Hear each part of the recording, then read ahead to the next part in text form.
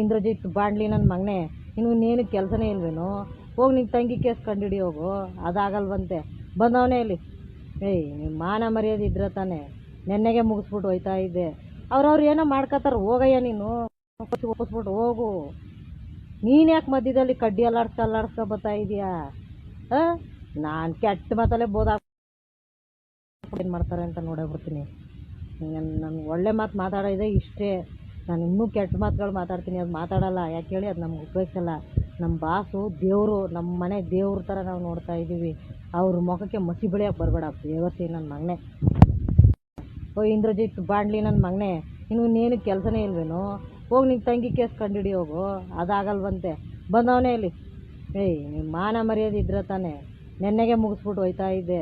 ಅವ್ರವ್ರು ಏನೋ ಮಾಡ್ಕೋತಾರೆ, ಹೋಗಯ್ಯ ನೀನು, ಒಪ್ಪಿಸ್ಬಿಟ್ಟು ಹೋಗು. ನೀನು ಯಾಕೆ ಮಧ್ಯದಲ್ಲಿ ಕಡ್ಡಿ ಅಲ್ಲಾಡ್ಸ್ಕೊ ಬರ್ತಾ ಇದೀಯಾ?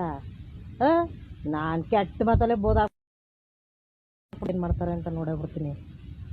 ನನಗೆ ಒಳ್ಳೆ ಮಾತು ಮಾತಾಡೋದೇ ಇಷ್ಟೇ. ನಾನು ಇನ್ನೂ ಕೆಟ್ಟ ಮಾತುಗಳು ಮಾತಾಡ್ತೀನಿ, ಅದು ಮಾತಾಡಲ್ಲ. ಯಾಕೆ ಹೇಳಿ, ಅದು ನಮ್ಗೆ ಉಪಯೋಗಿಸಲ್ಲ.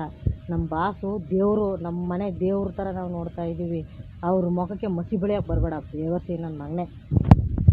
ಈ ಮಾಹಿತಿ ನಿಮಗೆ ಇಷ್ಟವಾಗಿದ್ದರೆ ಲೈಕ್ ಮಾಡಿ, ಶೇರ್ ಮಾಡಿ, ಹಾಗೆ ನಮ್ಮ ಕೋಸ್ಟಲ್ ಕನ್ನಡ ಯೂಟ್ಯೂಬ್ ಚಾನಲ್ಗೆ ಸಬ್ಸ್ಕ್ರೈಬ್ ಮಾಡಿ.